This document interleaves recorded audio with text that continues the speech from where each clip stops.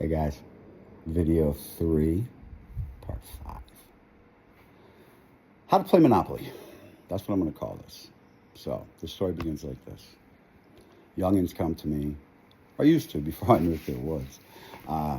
It's a lot farther to get to me now. They used to come to me all the time when they were young, basically when they were about to finish high school or, just finished high school or in their first year of college or something.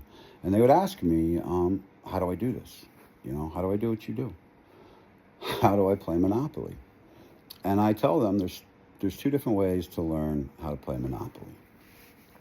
First one is, I talked about in the last video. If you want to work in a business, this time I won't use pizza, I'll use a corporation. This does not work in Fortune 500 companies, okay? If you guys are all looking to go the full-blown corporate route, I am not the guy for you. I am not him. I'm the guy that's going to tell you how to play the game of Monopoly. What you choose to do with it, that's up to you. You can guaranteed work in any company with under 100, 125 employees easily with just knowing how to play Monopoly. I mean, you could do it literally with a GED. Because to be honest with you, in companies like most normal companies where our goal is just to make money, I don't care what you did. Literally, I do not care. I would hire an ex-con in a heartbeat. I would hire... Actually, and this is crazy, some of the best people that ever worked for me that made the most amount of money were ex-strippers. And we can get into that when we do some sales videos, but they were phenomenal. So, I don't really care. In fact, I've never worked or been involved in a company that actually checked if you went to high school or college. Why would they? They don't have time for that. They're looking for somebody that can do the job. So, long story short, I'm going to give it to you.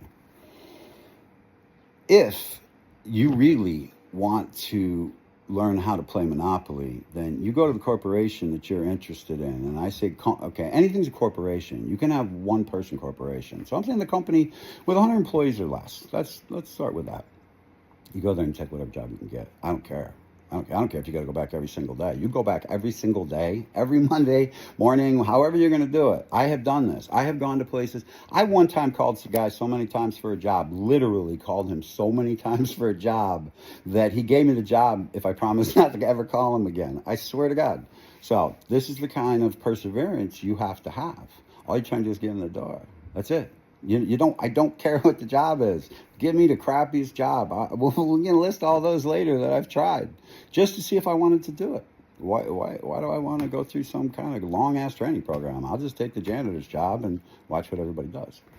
So you take that job, and it's simple. You take the job as a janitor, and you are the best janitor they've ever seen.